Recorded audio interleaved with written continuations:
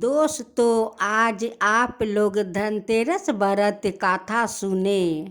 पहले आप लोग अपना घर में कोई बर्तन खरीदे। चांदी का बर्तन खरीदने से बहुत शुभ माना जाता है। अगर हाथ में धन ना हो तो पीतल हो, कांसा हो, जो भी हो वो घर में आप जरूर लाए। उससे माँ लक्ष्मी बहुत प्रसन्न होती है।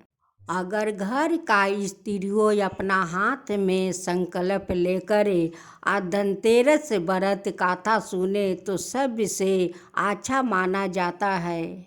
माँ लक्ष्मी तो प्रसन्न होती है, साथ साथ यमराज भी प्रसन्न होते हैं।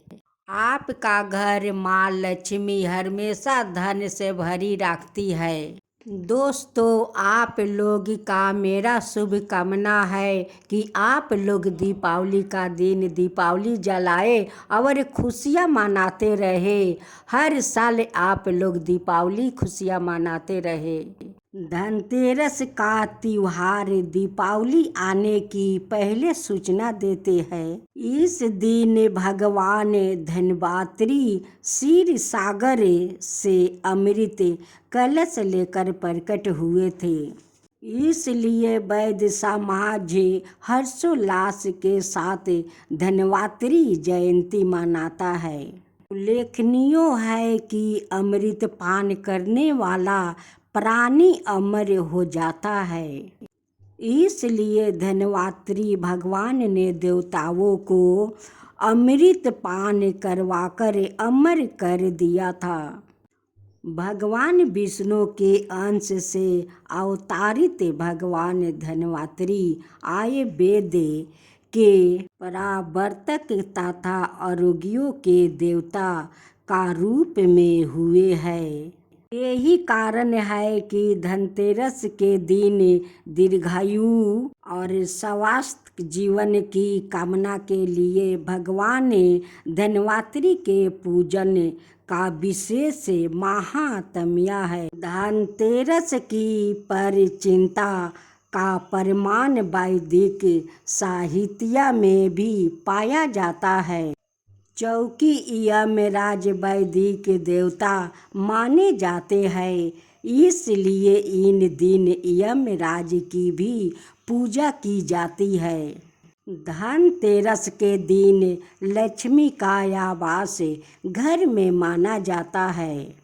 इस तिथि को पुराने बर्तन बदल कर नया बर्तन खरीदना शुभ माना गया है। ऐसा विश्वास किया जाता है कि चांदी के बर्तन खरीदने से अधिक पुण्य लाभ मिलता है। पूजन विधि विधान का अनुसार यह त्योहार कार्तिक मास के कृष्णा पक्ष की त्रयोदशी को मनाया जाता है। इस दिन यमराज के लिए आटे से निर्मित दीपक बनाकर घर के मुख्य द्वार पर रखने का विधान है। रात्रि को घर की स्त्रियों इस दीपक में तेल डालकर 4 बत्तियां जलाती है और जल, रोली, चावल, फूल, गुड़, नैवेद्य आदि सहित दीपक जलाकर यमराज का पूजा करती है। हल ज्योति मिट्टी को दूध में भिगोकर सेमर वृक्ष की डालियों में लगाए और उसको 3 बार अपने शरीर पर फेर कर कुमकुम का टीका लगाए और दीप प्रज्वलित करे। इस दिन भगवान धनवंतरी का विधिवत पूजन करने का विशेष महात्म्य है। धनतेरस की कथा का पुराणों में वर्णन इस प्रकार हुआ है।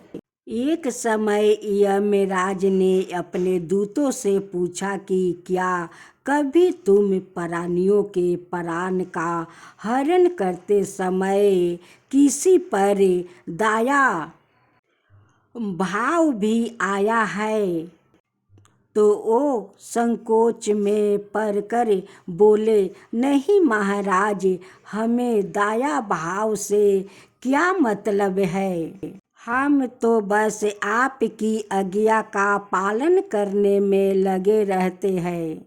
यमराज ने उनसे दोबारा पूछा तो उन्होंने संकोच छोड़कर बताया कि एक बार एक ऐसी घटना देखा जिससे हमारा हृदय कांप उठा था। हमें नमक राजा की पत्नी ने जब एक पुत्री को जन्म दिया तो ज्योतिषियों ने नक्षत्र गणना करके बताया कि यह बालक जब भी विवाह करेगा उसके 4 दिन बाद ही मर जाएगा। यह जानकर उस राजा ने बालक को स्त्रियों की छाया तक से बचाने हेतु यमुना तट की एक गुफे में ब्रह्मचारी के रूप में राख कर बारा किया।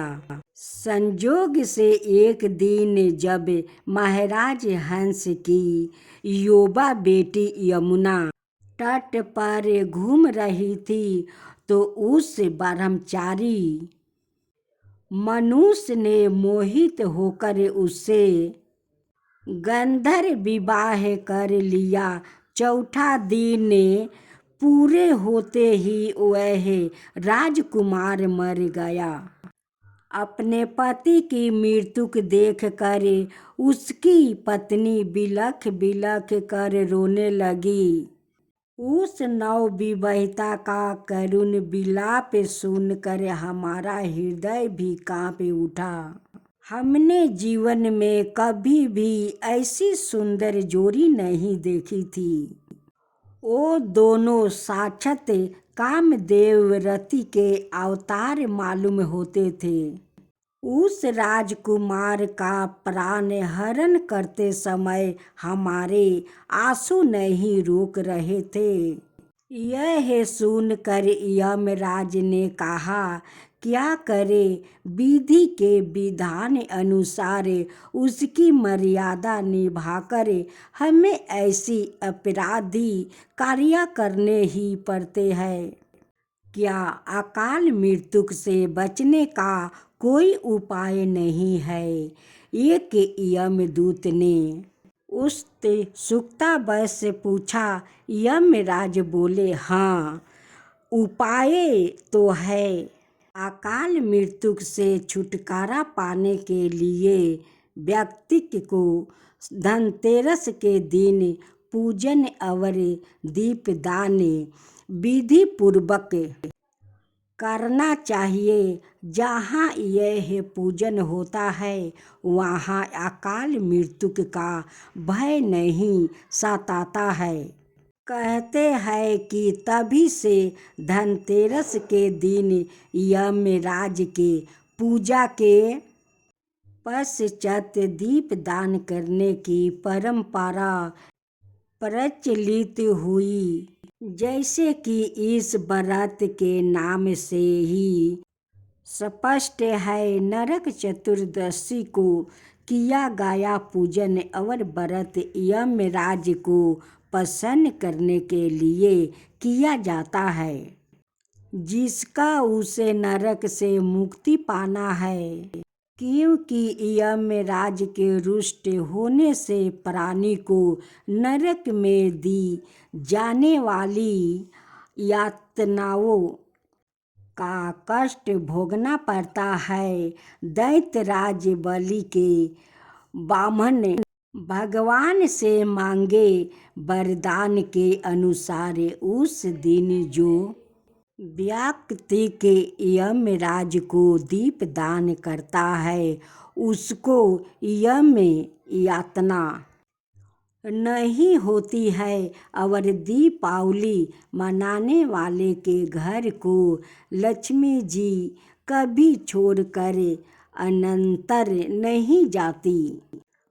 पुराणों के अनुसार इस पर्व का नरकासुर वध से भी संबंध है इंद्र सहित देवताओं को दुखी एवं त्रस्त करने वाले नरकासुर का भगवान श्री कृष्ण ने इसी दिन वध करके पृथ्वी को भार मुक्त किया था। उसी के उपलक्ष्य में इसे मनाया जाता है।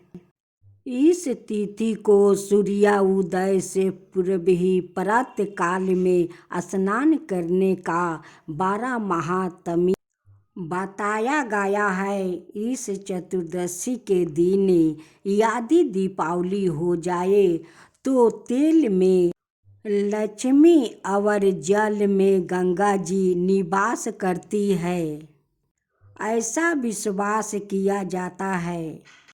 चतुर्दशी को महारात्रि माना जाता है, इसलिए इसमें शक्ति के उपासकों को शक्ति की पूजा करनी चाहिए।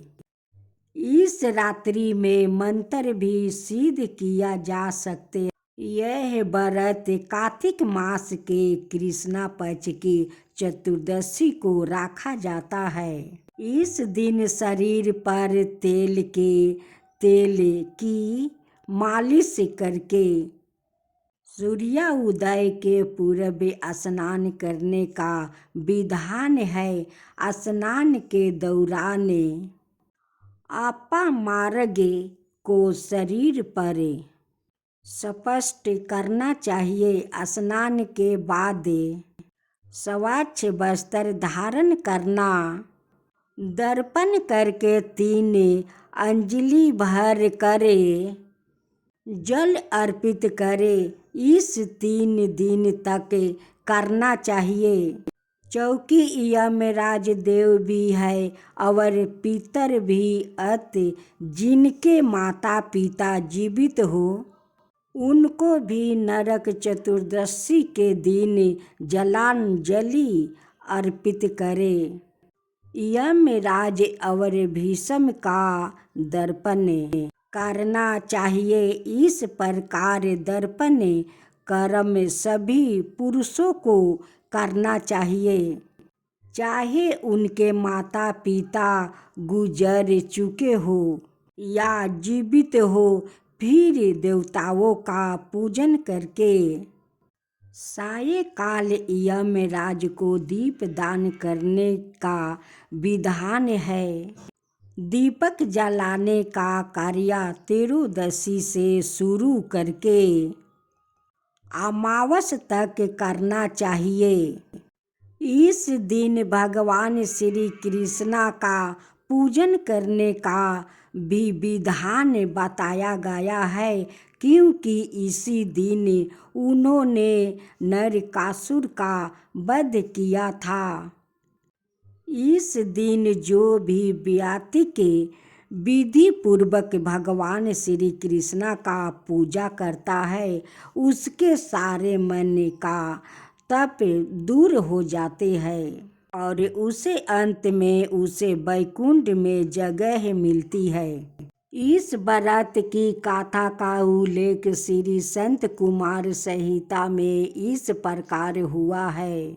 एक बार त्रयोदशी से अमावस की अवधि के बीच जब वामन भगवान ने दैत्यराज बलि की पृथ्वी को 3 पग में नाप लिया तो राजा ने उससे प्रार्थना की, हे प्रभु, मुझे जो कुछ आपने दिया है इससे अतिरिक्त मैं कुछ और नहीं चाहता, लेकिन संसार के लोगों के कल्याण के लिए मैं एक वरदान मांगता हूँ। आपकी शक्ति है तो दे दीजिए। भगवान वामन ने पूछा, क्या वरदान मांगना चाहते हो? राजन दैत्यराज बलि बोले, प्रभु, अपने कार्तिक कृष्णा त्रयोदशी से लेकर अमावस की अवधि में मेरी पूर्ण पृथ्वी नाप ली है, इसलिए जो व्यक्ति मेरे राज्य में चतुर्दशी के दिन यमराज के लिए दीप दान करे, उसे यम यातना नहीं होनी चाहिए। और जो व्यातिक इन 3 दिनों में दीपावली करे, उनके घर को लक्ष्मी जी कभी ना छोड़े। राजा बलि की प्रार्थना सुनकर भगवान वामन बोले, राजन, मेरा वरदान है कि जो चतुर्दशी के दिन नरक के स्वामी यमराज को दीप दान करेंगे, उनके सभी पितरों लोग कभी भी नरक में ना रहेंगे। और जो व्यातिक इन 3 दिनों में दीपावली का उत्सव मनाएंगे, उन्हें छोड़कर मेरी प्रिया लक्ष्मी अनंतर ना जाएगी। भगवान वामन को दिए इस वरदान के बाद से ही नरक चतुर्दशी के व्रत पूजन और दीप दान का प्रचलन आरंभ हुआ, जो आज तक चला आ रहा है। अमावस के गहन अंधकार के विरुद्ध नन्हे दीपकों के प्रकाश का संघर्ष रूपी संदेश देने वाला दीपावली का त्योहारों भारतीय सभ्यता संस्कृति का एक सर्व प्रमुख त्योहार है। वेद वाक्य का संदेश देने वाली दीपावली प्रति वर्ष कार्तिक कृष्णा अमावस्या को हर्षोल्लास के साथ लक्ष्मी पूजन करके न केवल हमारे देश में बिल्कुल विदेशों में भी मनाया जाती है। इस दिन भगवान राम 14 वर्ष का वनवास पूरा करके और रावण का वध करके श्रीलंका विजय प्राप्त करके अयोध्या लौटे थे।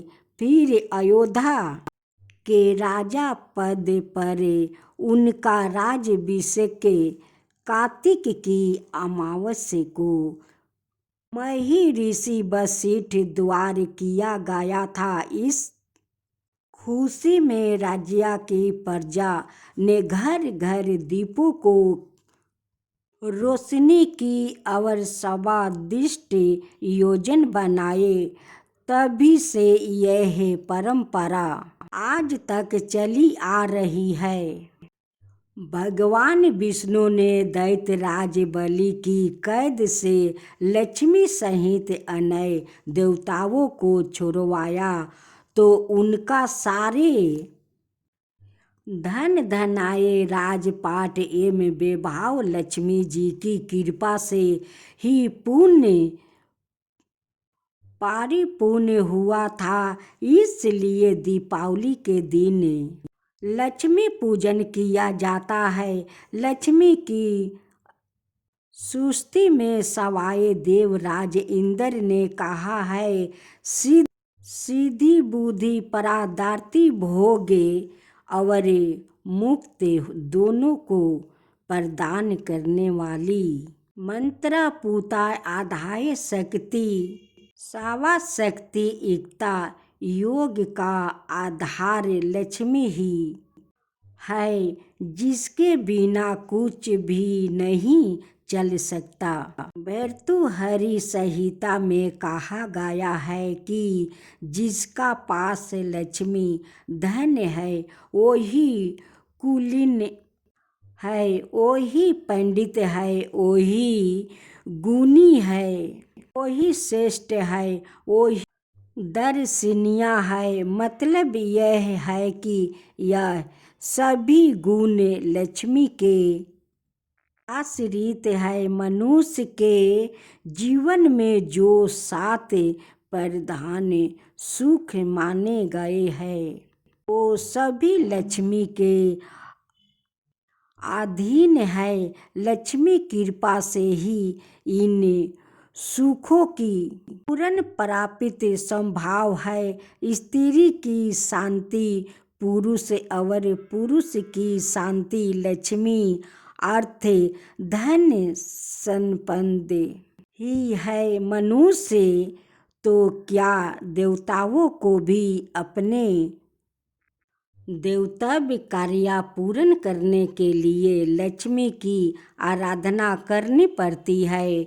देवराज इंद्र भी लक्ष्मी की कृपा पर आश्रित है। जगत के पालन कर्ता विष्णु भगवान भी लक्ष्मी के सहायों से ही कार्य करते हैं। लक्ष्मी भोग की अधिष्ठित्री देवी है। इनकी सिद्धि से ही जीवन में भौतिक सुख सुविधा प्राप्त हुआ है। जहाँ लक्ष्मी का वास होता है वहाँ सुख सुविधि एवं आनंद मिलता। दरिद्रता की काली छाया वहाँ नहीं भटकती। महाभारत के रचयिता महर्षि वेद व्यास लिखते हैं, अर्थ लक्ष्मी का अभाव तो मनुष्य के लिए मृत्यु का चिन्ह है। यदि मनुष्य पर लक्ष्मी की कृपा ना हो तो इच्छाएं अधूरी रह जाने पर उसकी आत्मा को मुक्ति नहीं मिलती है। श्री ब्रह्मा पुराणों में उल्लेख किया गया है कि दीपावली की अर्धरात्रि में लक्ष्मी जी सद्गृहस्थों के घरों में जहाँ तहाँ विचरण करती रहती है। इसलिए लक्ष्मी के स्वागत के लिए सभी हृदयुक्त जन अपने अपने घरों में सभी प्रकार से स्वच्छ शुद्ध और सुंदर रीति से सजाकर रखते हैं ताकि लक्ष्मी प्रसन्न होकर उनके घर में प्रवेश करे, अपनी कृपा दिखाए।